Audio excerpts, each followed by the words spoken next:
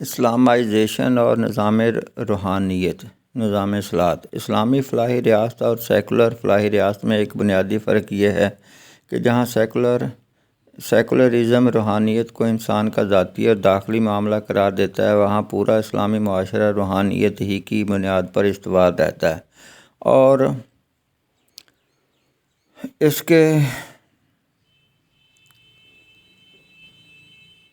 اس روحانیت کا سب سے بڑا مظہر صلاۃ ہے، جو بیک وقت ذات سے بھی تعلق رکھتا ہے اور اس کے ساتھ ساتھ اجتماعی، معاشرتی اور ریاستی روحانیت کا نگران بھی ہے۔ جہاں اس نظام روحانیت کا تذکرہ انفرادی اور اجتماعی فریضے کے اعتبار سے قرآن میں سینکڑوں بار آیا ہے، وہاں سورہ حج کی آیت نمبر 41 کے مطابق یہ ریاست کی بھی ذمہ داری ہے کہ وہ پوری ریاست کی عملداری میں صلاۃ کا ایک منظم نظام رائج کرے۔ اس نظام کے تمام بنیادی اصول ہمیں قرآن و سنت سے ملتے ہیں، اور ان کے مطابق معاشرے کے لیے قانون سازی ہمارا کام ہے۔ نظام صلاۃ سے جو بات سمجھ میں آتی ہے وہ یہ ہے کہ پورا معاشرہ نماز کی بنیاد پر قائم ہو، نماز کی صحیح وقت پر باجماعت ادائیگی مملکت اس کے تمام اداروں اور ہر فرد کی ذاتی زندگی میں سب سے اہم کام کی حیثیت رکھتی ہو۔ اس راستے میں جتنی رکاوٹیں ہیں وہ دور کرتی جائیں، اور موجودہ حالات میں جتنی خرابیاں اس نظام میں دارا ہیں، ان تمام خرابیوں کو ختم کرنے کی صحیح کی جائے۔ اس کے لیے سب سے اہم قدم یہ ہے کہ سربراہ حکومت سے لے کر تمام وزراء اور ارکان اسمبلی، خواہ وہ حزب اقتدار سے تعلق رکھتے ہوں یا حزب مخالف میں فروکش و نماز باجماعت کے پابند ہوں گے، ان سے یہ توقع رکھی جائے کہ وہ قریبی مسجد میں نماز باجماعت کے لیے حاضر ہوں۔ تمام بیوروکریسی کی ملازمت کی ایک اہم شرط یہ ہوگی کہ وہ دوران ملازمت ہمیشہ نماز باجماعت کا اہتمام کریں گے۔ کوئی دورہ ہو یا دفتر، کوئی دعوت ہو یا جلسہ، ہر جگہ نہ صرف نماز کا وقفہ کیا جائے گا بلکہ سب لوگ اکٹھے نماز پڑھیں گے۔ تمام سرکاری ملازمین پر یہ پابندی عائد ہوگی کہ وہ نماز باجماعت کا اہتمام کریں گے، بلکہ یہ شرائط ملازمت میں شمار کی جائیں گی، اور اس کی خلاف ورزی کرنے والے کی ملازمت ختم کی جا سکے گی۔ البتہ اس سلسلے میں نمازوں کے اوقات ایسے رکھے جا سکتے ہیں جس میں عوام کی سہولت کا زیادہ خیال بھی رکھا گیا ہو۔ مثلاً نماز فجر عام حالات میں سورج نکلنے سے آدھا گھنٹہ قبل ہو اور رمضان میں سحری کے فوراً بعد ہو۔ اسی طرح نماز ظہر دفتری اوقات کی مناسبت سے سارے ملک میں ایک ہی وقت میں رکھی جا سکتی ہے۔ تمام اساتذہ اور طلبہ پر نماز باجماعت کی پابندی ہے۔ تمام منتخب افراد، مثلاً یونین کونسل، ٹاؤن کمیٹیوں اور میونسپل کمیٹیوں کے اراکین پر بھی نماز باجماعت کی پابندی ہو۔ اوقات نماز میں تمام کاروبار زندگی چند منٹ کے لیے معطل کیا جائے۔ غرض یہ کہ ہر ادارے اور ہر دفتر میں سب سے زیادہ اہمیت اسے ہی دی جائے۔ جب معاشرے کے اونچے طبقوں میں اس طرح نماز کی پابندی راسخ ہو جائے گی تو عوام اس کی پیروی میں فخر محسوس کریں گے۔ شروع میں تمام ملازمین کو 6 مہینے کا گریس پیریڈ دے کر، جس سے وہ اپنے آپ کو نماز کا عادی بنائیں، ائمہ مساجد کے ذریعے سے تارک صلاۃ ملازمین کی تنزلی اور معطلی کر دی جائے، تاکہ اس کی اہمیت سب کے دلوں میں جاگزیں ہو۔ نظام صلاۃ کے لیے یہ ضروری ہے کہ ملک بھر کی تمام مساجد کو ایک نظم کے تحت لایا جائے۔ ہر مسجد میں امام مسجد کے نصب و عزل اور مسجد کا انتظام چلانے کے لیے مقامی نمازیوں پر مشتمل کمیٹی تشکیل دی جائے۔ ہر مسجد کی عملداری میں جتنے سرکاری ملازمین، بیوروکریٹ اور منتخب نمائندے وغیرہ آتے ہوں، وہاں سب نماز باجماعت میں ایک دوسرے سے ملیں، اور اگر کسی میں سستی پیدا ہو رہی ہو تو اس کے ازالے کی فکر کریں۔ اس علاقے میں جتنے تارکین صلاۃ ہوں، ان سے رابطوں کے ذریعے سے نماز کے قریب لایا جائے، اور جو افراد بالکل ہی انکاری ہیں انہیں بلیک لسٹ کر کے ان کی زندگی کے اس قابل نفرین پہلو کو عام کر دیا جائے، اور انہیں شہادت، نمائندگی اور ملازمت، غرض یہ کہ ذمہ داری کے ہر کام کے لیے نااہل قرار دیا جائے۔ مساجد سے فرقہ واریت کے خاتمے کے لیے یہ ضروری ہے کہ تمام مساجد کے نام ختم کر دیے جائیں، اور اس کے بجائے انہیں اپنے محلہ اور علاقے کے نام سے پکارا جائے۔ تمام ائمہ پر یہ پابندی لگا دی جائے کہ وہ دوسرے مسلک کے خلاف کوئی دل آزار لفظ استعمال نہیں کر سکتے، بلکہ نام نہاد اختلافی مسائل کی لسٹ بنائی جائے، اور ان کے متعلق یہ پابندی لگا دی جائے کہ تقاریر میں ان پر بات ہی نہیں ہو سکتی۔ یہ جتنے بھی نام نہاد اختلافی مسائل ہیں، دراصل سب کے سب انفرادی زندگی سے تعلق رکھتے ہیں، اور اگر یہ نظام صلاۃ کی ہمہ گیریت کے راستے میں رکاوٹ ہوں تو ان کا دور کرنا ہی بہتر ہے۔ بہت سے مقامات پر غیر ضروری طور پر بھی مساجد تعمیر کرنے کا رواج چل نکلا ہے۔ غیر ضروری مساجد فرقہ واریت کے لیے بہت زرخیز میدان فراہم کرتی ہیں، اس لیے کہ اپنے مقتدیوں کی تعداد بڑھانے کے لیے اختلافی مسائل کو چھیڑنا اور ان کے لیے تعصب پیدا کرنا ان ذمہ داران مسجد کے لیے بہت ضروری بن جاتا ہے۔ چنانچہ یہ ضروری ہو کہ آئندہ کے لیے پورے ملک میں کہیں بھی مسجد بنے تو اس کے لیے حکومت کی اجازت ضروری ہو۔ اس طرح نہ صرف غیر ضروری مساجد کی حوصلہ شکنی ہو سکے گی بلکہ پہلے سے موجود مساجد کی دیکھ بھال بھی اچھے طریقے سے ہو سکے گی۔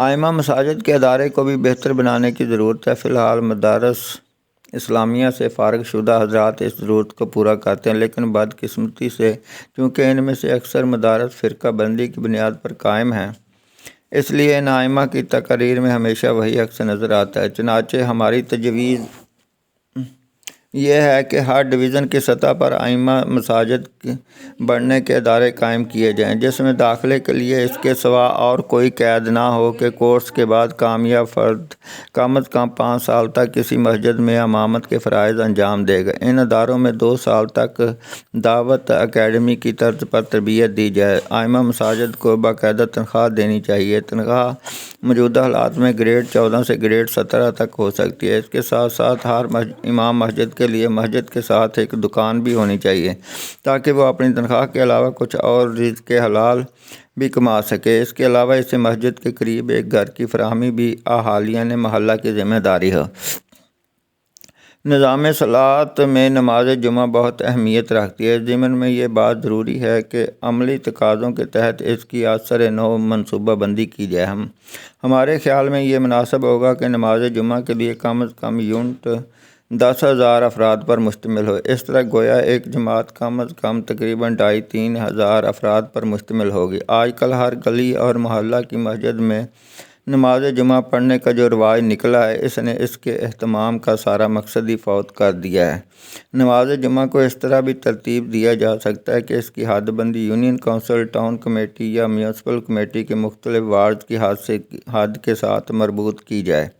تمام ذمہ دار افراد پر انتہائی لازم ہو کہ وہ اپنی مختص شدہ مسجد کی پہلی صف میں نماز جمعہ کے خطبہ سے کم از کم آدھا گھنٹہ پہلے موجود ہو۔ ذمہ دار ترین افراد صدر، وزیر اعظم، وزراء اور وزرائے اعلیٰ سب پر لازم ہو کہ وہ ہر جمعہ کی نماز علیحدہ علیحدہ مسجد میں پڑھ کر خطبہ دیں۔ تازہ ترین صورتحال پر عوام کو اعتبار میں لیں اور نماز جمعہ کے اختتام پر کم از کم 1 گھنٹے کے لیے مسجد میں ٹھہرے رہیں۔ جن میں جمعہ والی مساجد میں ذمہ داران حکومت کے لیے تقریر کرنا ممکن نہ ہو، وہاں نماز جمعہ کی تقریر کے لیے خصوصی افراد بھرتی کیے جائیں، جو ڈاکٹروں، انجینئروں، کاروباری حضرات اور معاشرے کے دوسرے طبقوں سے تعلق رکھنے والے وہ افراد بھی ہو سکتے ہیں جو دین کا گہرا مطالعہ اور شعور رکھتے ہوں، بشرطے کہ وہ کسی مکتبہ فکر کے داعی اور غالی افراد نہ ہوں۔ ایک اور بات کی طرف بھی توجہ ضروری ہے، وہ یہ کہ جمعہ کی اسلامی چھٹی نے نماز جمعہ کو بہت نقصان پہنچایا ہے۔ تمام غمی، شادی، دعوتیں، ٹور، دوستوں سے ملاقاتیں، غرضے کہ سب کچھ اس دن میں جمع ہو گیا۔ عین اسی وقت تمام پکنک پوائنٹس بھرے رہتے ہیں۔ شادی کی دعوت اپنے جوبن پر ہوتی ہے اور اگر کوئی نماز جمعہ کے لیے جاتا بھی ہے تو محض حاضری لگوانے۔ معلوم نہیں جمعہ کی چھٹی کے تصور کو کیسے اسلامی رنگ دیا گیا ہے۔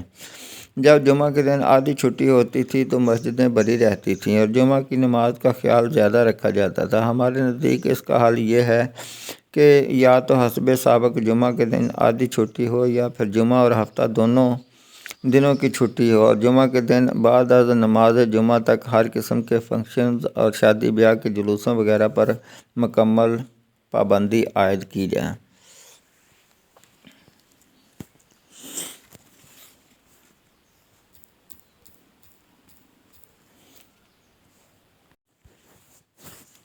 اسلامائزیشن اور نظام روحانیت۔ نظام صلاۃ اسلامی فلاحی ریاست اور سیکولر فلاحی ریاست میں ایک بنیادی فرق یہ ہے کہ جہاں سیکولر سیکولرزم روحانیت کو انسان کا ذاتی اور داخلی معاملہ قرار دیتا ہے، وہاں پورا اسلامی معاشرہ روحانیت ہی کی بنیاد پر استوار رہتا ہے، اور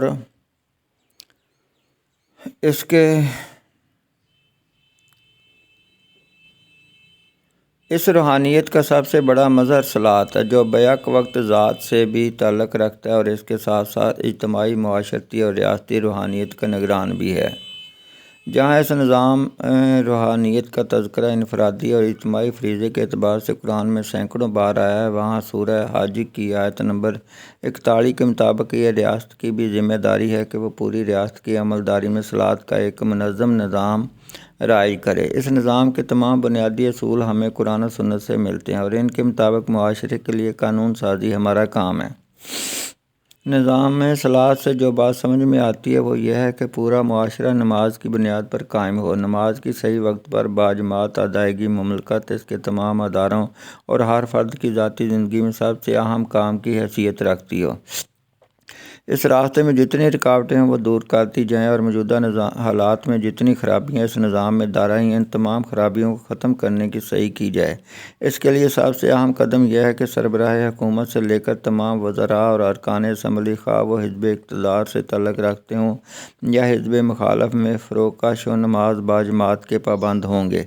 ان سے یہ توقع رکھی جائے کہ وہ قریبی مسجد میں نماز باجماعت کے لیے حاضر ہوں۔ تمام بیوروکریسی کی ملازمت کی ایک اہم شرط یہ ہوگی کہ وہ دوران ملازمت ہمیشہ نماز باجماعت کا اہتمام کریں گے۔ کوئی دورہ ہو یا دفتر، کوئی دعوت ہو یا جلسہ، ہر جگہ نہ صرف نماز کا وقفہ کیا جائے گا بلکہ سب لوگ اکٹھے نماز پڑھیں گے۔ تمام سرکاری ملازمین پر یہ پابندی عائد ہوگی کہ وہ نماز باجماعت کا اہتمام کریں گے، بلکہ یہ شرائط ملازمت میں شمار کی جائیں گی، اور اس کی خلاف ورزی کرنے والے کی ملازمت ختم کی جا سکے گی۔ البتہ اس سلسلے میں نمازوں کے اوقات ایسے رکھے جا سکتے ہیں جس میں عوام کی سہولت کا زیادہ خیال بھی رکھا گیا ہو۔ مثلا نماز فجر عام حالات میں سورج نکلنے سے آدھا گھنٹہ قبل ہو اور رمضان میں سحری کے فوراً بعد ہو۔ اسی طرح نماز ظہر دفتری اوقات کی مناسبت سے سارے ملک میں ایک ہی وقت میں رکھی جا سکتی ہے۔ تمام اساتذہ اور طلبہ پر نماز باجماعت کی پابندی ہے۔ تمام منتخب افراد، مثلا یونین کونسل، ٹاؤن کمیٹیوں اور میونسپل کمیٹیوں کے اراکین پر بھی نماز باجماعت کی پابندی ہو۔ اوقات نماز میں تمام کاروبار زندگی چند منٹ کے لیے معطل کیا جائے گا۔ غرض یہ کہ ہر ادارے اور ہر دفتر میں سب سے زیادہ اہمیت اسے ہی دی جائے۔ جب معاشرے کے اونچے طبقوں میں اس طرح نماز کی پابندی راسخ ہو جائے گی تو عوام اس کی پیروی میں فخر محسوس کریں گے۔ شروع میں تمام ملازمین کو 6 مہینے کا گریس پیریڈ دے کر، جس سے وہ اپنے آپ کو نماز کا عادی بنائیں، ائمہ مساجد کے ذریعے سے تارک صلاۃ ملازمین کی تنزلی اور معطلی کر دی جائے تاکہ اس کی اہمیت سب کے دلوں میں جاگزیں ہو۔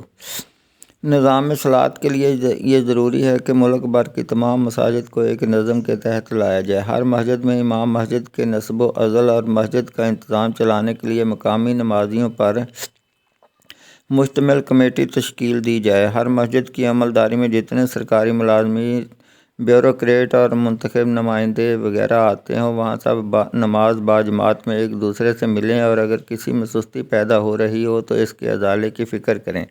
اس علاقے میں جتنے تارکین صلاۃ ہوں، ان سے رابطوں کے ذریعے سے نماز کے قریب لایا جائے، اور جو افراد بالکل ہی انکاری ہوں انہیں بلیک لسٹ کر کے ان کی زندگی کے اس قابل نفرین پہلو کو عام کر دیا جائے، اور انہیں شہادت، نمائندگی اور ملازمت، غرض یہ کہ ذمہ داری کے ہر کام کے لیے نااہل قرار دیا جائے۔ مساجد سے فرقہ واریت کے خاتمے کے لیے یہ ضروری ہے کہ تمام مساجد کے نام ختم کر دیے جائیں اور اس کے بجائے انہیں اپنے محلہ اور علاقے کے نام سے پکارا جائے۔ تمام ائمہ پر یہ پابندی لگا دی جائے کہ وہ دوسرے مسلک کے خلاف کوئی دل آزار لفظ استعمال نہیں کر سکتے، بلکہ نام نہاد اختلافی مسائل کی لسٹ بنائی جائے اور ان کے متعلق یہ پابندی لگا دی جائے کہ تقاریر میں ان پر بات ہی نہیں ہو سکتی۔ یہ جتنے بھی نام نہاد اختلافی مسائل ہیں دراصل سب کے سب انفرادی زندگی سے تعلق رکھتے ہیں، اور اگر یہ نظام صلاۃ کی ہمہ گیریت کے راستے میں رکاوٹ ہوں تو ان کا دور کرنا ہی بہتر ہے۔ بہت سے مقامات پر غیر ضروری طور پر بھی مساجد تعمیر کرنے کا رواج چل نکلا ہے۔ غیر ضروری مساجد فرقہ واریت کے لیے بہت زرخیز میدان فراہم کرتی ہیں، اس لیے کہ اپنے مقتدیوں کی تعداد بڑھانے کے لیے اختلافی مسائل کو چھیڑنا اور ان کے لیے تعصب پیدا کرنا ان ذمہ داران مسجد کے لیے بہت ضروری بن جاتا ہے۔ چنانچہ یہ ضروری ہو کہ آئندہ کے لیے پورے ملک میں کہیں بھی مسجد بنے تو اس کے لیے حکومت کی اجازت ضروری ہو۔ اس طرح نہ صرف غیر ضروری مساجد کی حوصلہ شکنی ہو سکے گی بلکہ پہلے سے موجود مساجد کی دیکھ بھال بھی اچھے طریقے سے ہو سکے گی۔ ائمہ مساجد کے ادارے کو بھی بہتر بنانے کی ضرورت ہے۔ فی الحال مدارس اسلامیہ سے فارغ شدہ حضرات اس ضرورت کو پورا کرتے ہیں، لیکن بدقسمتی سے چونکہ ان میں سے اکثر مدارس فرقہ بندی کی بنیاد پر قائم ہیں، اس لیے ان ائمہ کی تقاریر میں ہمیشہ وہی عکس نظر آتا ہے۔ چنانچہ ہماری تجویز یہ ہے کہ ہر ڈویژن کی سطح پر ائمہ مساجد بڑھنے کے ادارے قائم کیے جائیں، جس میں داخلے کے لیے اس کے سوا اور کوئی قید نہ ہو کہ کورس کے بعد کامیاب فرد کم از کم 5 سال تک کسی مسجد میں امامت کے فرائض انجام دے گا۔ ان اداروں میں 2 سال تک دعوت اکیڈمی کی طرز پر تربیت دی جائے۔ ائمہ مساجد کو باقاعدہ تنخواہ دینی چاہیے۔ تنخواہ موجودہ حالات میں گریڈ 14 سے گریڈ 17 تک ہو سکتی ہے۔ اس کے ساتھ ساتھ ہر امام مسجد کے لیے مسجد کے ساتھ ایک دکان بھی ہونی چاہیے تاکہ وہ اپنی تنخواہ کے علاوہ کچھ اور رزق حلال بھی کما سکے۔ اس کے علاوہ اسے مسجد کے قریب ایک گھر کی فراہمی بھی اہالیہ محلہ کی ذمہ داری ہے۔ نظام صلاۃ میں نماز جمعہ بہت اہمیت رکھتی ہے۔ اس ضمن میں یہ بات ضروری ہے کہ عملی تقاضوں کے تحت اس کی اثر نو منصوبہ بندی کی جائے۔ ہمارے خیال میں یہ مناسب ہوگا کہ نماز جمعہ کے لیے کم از کم یونٹ 10,000 افراد پر مشتمل ہو۔ اس طرح گویا ایک جماعت کم از کم تقریباً 2,500-3 ہزار افراد پر مشتمل ہوگی۔ آج کل ہر گلی اور محلہ کی مسجد میں نماز جمعہ پڑھنے کا جو رواج نکلا ہے، اس نے اس کے اہتمام کا سارا مقصد ہی فوت کر دیا ہے۔ نماز جمعہ کو اس طرح بھی ترتیب دیا جا سکتا ہے کہ اس کی حد بندی یونین کونسل، ٹاؤن کمیٹی یا میونسپل کمیٹی کے مختلف وارڈز کی حد کے ساتھ مربوط کی جائے۔ تمام ذمہ دار افراد پر انتہائی لازم ہو کہ وہ اپنی مختص شدہ مسجد کی پہلی صف میں نماز جمعہ کے خطبہ سے کم از کم آدھا گھنٹہ پہلے موجود ہو۔ ذمہ دار ترین افراد صدر، وزیر اعظم، وزراء اور وزرائے اعلیٰ سب پر لازم ہو کہ وہ ہر جمعہ کی نماز علیحدہ علیحدہ مسجد میں پڑھ کر خطبہ دیں۔ تازہ ترین صورتحال پر عوام کو اعتبار میں لیں اور نماز جمعہ کے اختتام پر کم از کم 1 گھنٹے کے لیے مسجد میں ٹھہرے رہیں۔ جن میں جمعہ والی مساجد میں ذمہ داران حکومت کے لیے تقریر کرنا ممکن نہ ہو، وہاں نماز جمعہ کی تقریر کے لیے خصوصی افراد بھرتی کیے جائیں، جو ڈاکٹروں، انجینئروں، کاروباری حضرات اور معاشرے کے دوسرے طبقوں سے تعلق رکھنے والے وہ افراد بھی ہو سکتے ہیں جو دین کا گہرا مطالعہ اور شعور رکھتے ہوں، بشرطے کہ وہ کسی مکتبہ فکر کے داعی اور غالی افراد نہ ہوں۔ ایک اور بات کی طرف بھی توجہ ضروری ہے، وہ یہ کہ جمعہ کی اسلامی چھٹی نے نماز جمعہ کو بہت نقصان پہنچایا ہے۔ تمام غمی، شادی، دعوتیں، ٹور، دوستوں سے ملاقاتیں، غرضے کہ سب کچھ اس دن میں جمع ہو گیا۔ عین اسی وقت تمام پکنک پوائنٹس بھرے رہتے ہیں۔ شادی کی دعوت اپنے جوبن پر ہوتی ہے اور اگر کوئی نماز جمعہ کے لیے جاتا بھی ہے تو محض حاضری لگوانے۔ معلوم نہیں جمعہ کی چھٹی کے تصور کو کیسے اسلامی رنگ دیا گیا ہے۔ جب جمعہ کے دن آدھی چھٹی ہوتی تھی تو مسجدیں بھری رہتی تھیں اور جمعہ کی نماز کا خیال زیادہ رکھا جاتا تھا۔ ہمارے نزدیک اس کا حل یہ ہے کہ یا تو حسب سابق جمعہ کے دن آدھی چھٹی ہو یا پھر جمعہ اور ہفتہ دونوں دنوں کی چھٹی ہو، اور جمعہ کے دن بعد از نماز جمعہ تک ہر قسم کے فنکشنز اور شادی بیاہ کے جلوسوں وغیرہ پر مکمل پابندی عائد کی جائے۔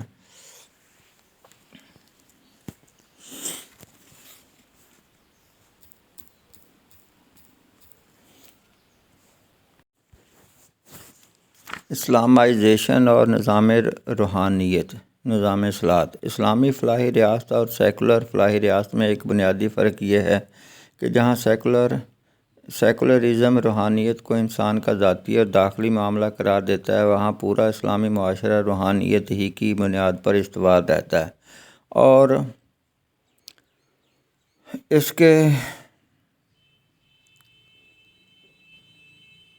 اس روحانیت کا سب سے بڑا مظہر صلات ہے، جو بیک وقت ذات سے بھی تعلق رکھتا ہے اور اس کے ساتھ ساتھ اجتماعی، معاشرتی اور ریاستی روحانیت کا نگران بھی ہے۔ جہاں اس نظام روحانیت کا تذکرہ انفرادی اور اجتماعی فریضے کے اعتبار سے قرآن میں سینکڑوں بار آیا ہے، وہاں سورہ حج کی آیت نمبر 41 کے مطابق یہ ریاست کی بھی ذمہ داری ہے کہ وہ پوری ریاست کی عملداری میں صلات کا ایک منظم نظام رائج کرے۔ اس نظام کے تمام بنیادی اصول ہمیں قرآن و سنت سے ملتے ہیں اور ان کے مطابق معاشرے کے لیے قانون سازی ہمارا کام ہے۔ نظام میں صلات سے جو بات سمجھ میں آتی ہے وہ یہ ہے کہ پورا معاشرہ نماز کی بنیاد پر قائم ہو، نماز کی صحیح وقت پر باجماعت ادائیگی، مملکت اس کے تمام اداروں اور ہر فرد کی ذاتی زندگی میں سب سے اہم کام کی حیثیت رکھتی ہو۔ اس راستے میں جتنی رکاوٹیں ہیں وہ دور کرتی جائیں اور موجودہ حالات میں جتنی خرابیاں اس نظام میں دارا ہیں، ان تمام خرابیوں کو ختم کرنے کی صحیح کی جائے۔ اس کے لیے سب سے اہم قدم یہ ہے کہ سربراہ حکومت سے لے کر تمام وزراء اور ارکان اسمبلی، خواہ وہ حزب اقتدار سے تعلق رکھتے ہوں یا حزب مخالف میں فروکش و نماز باجماعت کے پابند ہوں گے۔ ان سے یہ توقع رکھی جائے کہ وہ قریبی مسجد میں نماز باجماعت کے لیے حاضر ہوں۔ تمام بیوروکریسی کی ملازمت کی ایک اہم شرط یہ ہوگی کہ وہ دوران ملازمت ہمیشہ نماز باجماعت کا اہتمام کریں گے۔ کوئی دورہ ہو یا دفتر، کوئی دعوت ہو یا جلسہ، ہر جگہ نہ صرف نماز کا وقفہ کیا جائے گا بلکہ سب لوگ اکٹھے نماز پڑھیں گے۔ تمام سرکاری ملازمین پر یہ پابندی عائد ہوگی کہ وہ نماز باجماعت کا اہتمام کریں گے، بلکہ یہ شرائط ملازمت میں شمار کی جائیں گی اور اس کی خلاف ورزی کرنے والے کی ملازمت ختم کی جا سکے گی۔ البتہ اس سلسلے میں نمازوں کے اوقات ایسے رکھے جا سکتے ہیں جس میں عوام کی سہولت کا زیادہ خیال بھی رکھا گیا ہو۔ مثلاً نماز فجر عام حالات میں سورج نکلنے سے آدھا گھنٹہ قبل ہو اور رمضان میں سحری کے فوراً بعد ہو۔ اسی طرح نماز ظہر دفتری اوقات کی مناسبت سے سارے ملک میں ایک ہی وقت میں رکھی جا سکتی ہے۔ تمام اساتذہ اور طلبہ پر نماز باجماعت کی پابندی ہے۔ تمام منتخب افراد مثلاً یونین کونسل، ٹاؤن کمیٹیوں اور میونسپل کمیٹیوں کے اراکین پر بھی نماز باجماعت کی پابندی ہو۔ اوقات نماز میں تمام کاروبار زندگی چند منٹ کے لیے معطل کیا جائے گا۔ غرض یہ کہ ہر ادارے اور ہر دفتر میں سب سے زیادہ اہمیت اسے ہی دی جائے۔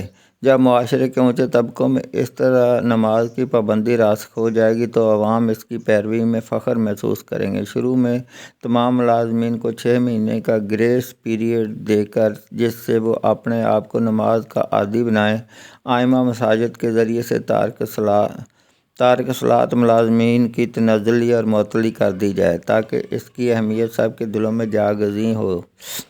نظام صلات کے لیے یہ ضروری ہے کہ ملک بھر کی تمام مساجد کو ایک نظم کے تحت لایا جائے۔ ہر مسجد میں امام مسجد کے نصب و عزل اور مسجد کا انتظام چلانے کے لیے مقامی نمازیوں پر مشتمل کمیٹی تشکیل دی جائے۔ ہر مسجد کی عملداری میں جتنے سرکاری ملازمین، بیوروکریٹ اور منتخب نمائندے وغیرہ آتے ہوں، وہاں سب نماز باجماعت میں ایک دوسرے سے ملیں اور اگر کسی میں سستی پیدا ہو رہی ہو تو اس کے ازالے کی فکر کریں۔